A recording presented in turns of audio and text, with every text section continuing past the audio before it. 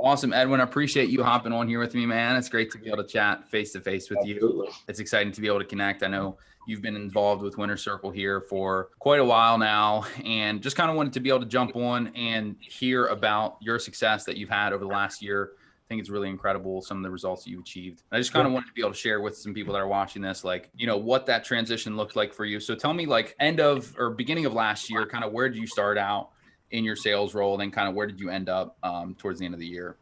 Yeah, for sure. So start of last year, as far as sales goes, I was at a job where it was a W-2 job. I had worked my way up, you know, and I became the manager of a small custom auto shop where we essentially dressed trucks. And but the thing was with it is I was in sales. I loved it. I was good at it. I continued developing my skills in it, but I capped. And because it was partially commission, but it wasn't solely commission. Okay. I ended up capping, and it was kind of I had to move to something else. Yeah. Yeah. So what did you make that transition to? So like, was that, when did that happen? I know like the sales that you were doing last year, like kind of what did that look like towards the end of the year, and where did you end up towards the end of 2020? So towards the end of 2020, well, there was about mid 2020, I'd hopped on a phone call with yourself, and we had talked for a second. And you know, when you hear the same thing over and over, then the one person asks it and it just clicks, right? It was one of those type of things. So I hopped on a call with yourself, with you, and we were talking a little bit just about where I wanted to go and what we were doing. And I told you, like, I'd like to be a broker, you know, a real estate agent, just because there's no cap to that. Like, you can hire an assistant, you can make whatever you want to make. And then you asked a very simple question. You said, well, what's stopping you? And like, I had people ask me that before, but it was just that one time that clicked, right? And so I was like, well, that's a good point. And so like the next day I went and signed up and got my real estate license, or signed up for real estate class, because I was like, hey, he's right? Like, nothing's stopping me but me, type of thing.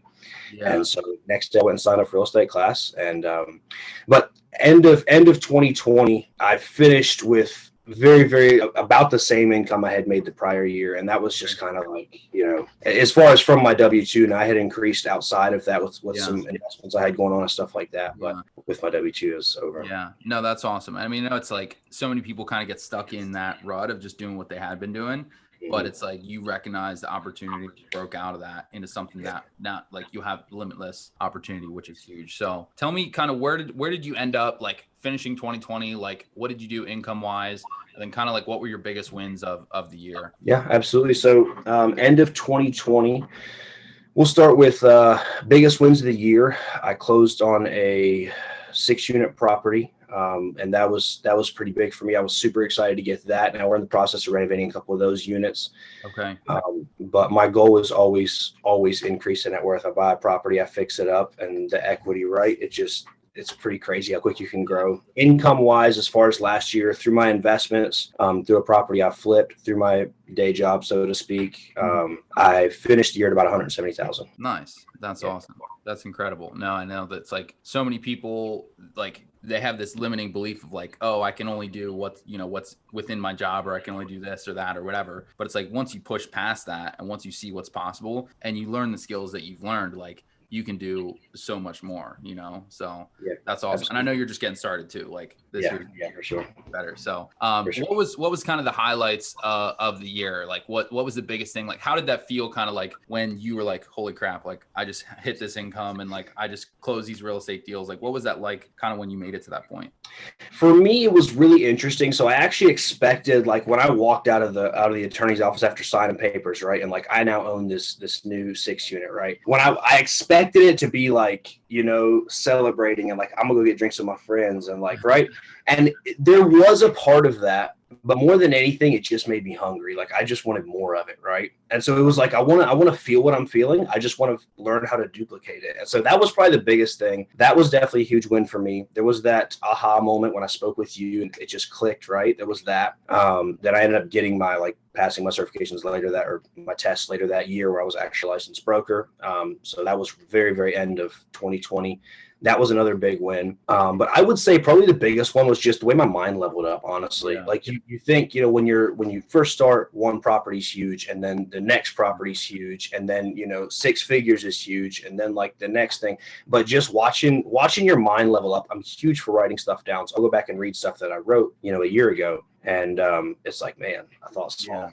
Yeah. And hopefully I do that again in a year. It's great. But that was, it was awesome. Right? Yeah. I love that. Sorry, I didn't mean to cut you off if you were so. No, you're fine with it. I'm done. But yeah, and like it's like, okay, you got the deal, now what's next, right? But at the same time, it's like even just that one deal that you did, because of you leveling up mentally and because of the skills you learned, etc. Like that's gonna pay you for years to come, right? You're building that generational wealth and financial freedom, which is like such a big thing that so many young salespeople are gunning for.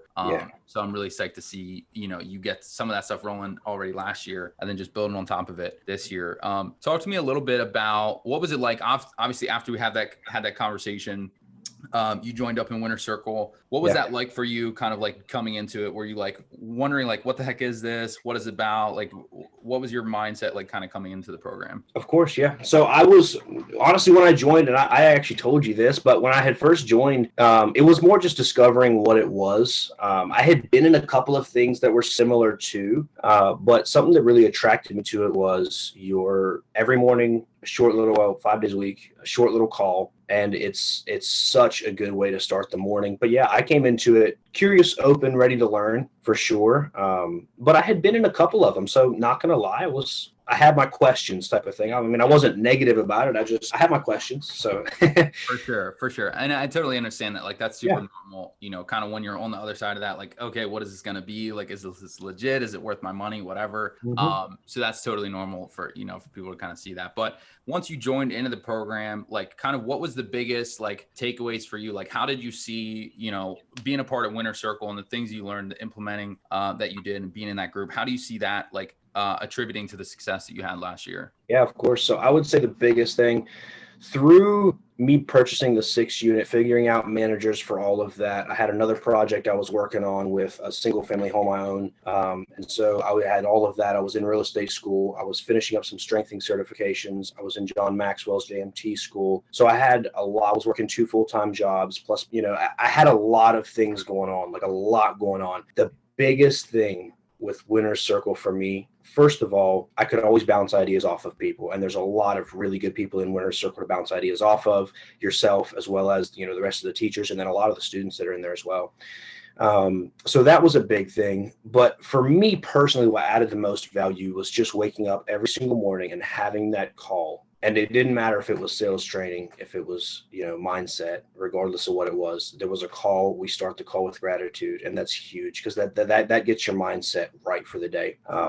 And it really helped me kind of keep my head on straight. I had a lot of like NyQuil nights where I couldn't sleep, right? Yeah. and it was a very stressful time for sure. And Winner Circle was always kind of that like home base type place where I would come to and just listen and talk if I needed to, but it was always a bit of a reset for the mind, and having that every morning was huge. That's incredible, dude. No, I think it is powerful kind of what you're sharing there, because it's like, we all know, like, somewhat, like we kind of know some of the things that we should be doing, right? But it's so much harder to do that consistently. Like, okay, you can do it for a week, you can do it for but what about every single day throughout the year? So having that consistency is huge. Last question I have for you is like, what would you say to someone that's been checking out what we're doing here at Winner Circle or any of the programs that we have, is kind of a little bit on the fence or a little nervous about making that investment in themselves?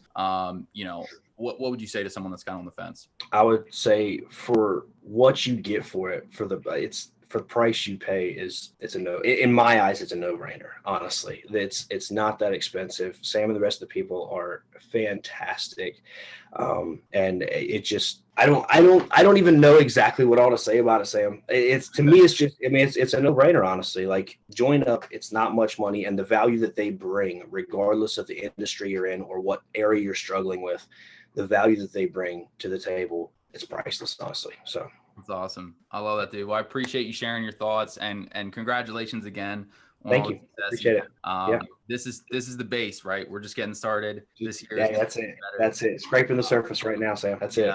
I can't wait to see, what it looks like at the end of the year for you as well. Absolutely. Awesome, brother. We appreciate you hopping on here. We'll cut it off here and keep crushing it, dude. Thank you, brother. I appreciate it. Yep.